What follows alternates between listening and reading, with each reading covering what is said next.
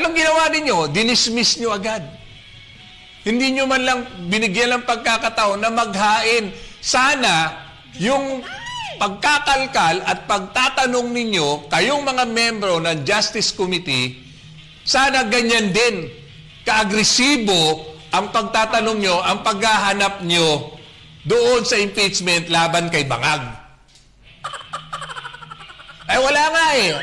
Ano nga pang aasahan namin? Siyempre, kayo yung mga sindikato, membro kayo na sindikato, kayo maglilinis sa mastermind na sindikato, ano pa maasahan namin?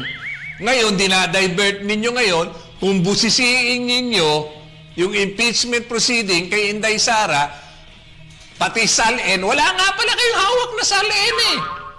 Eh bakit kung yung SALN at SALN lang ang pag-uusapan, bakit hindi nyo silipin yung anlaki ng SALN na Bongbong Marcos kumpara sa SALN ni BP Sara? Ilang bilyon? Ilang bilyon ang nilundag sa SALN ni Bongbong Marcos? My God, I hate drugs. Ginagawa nyo kaming gago, ginagawa nyo kaming tanga eh.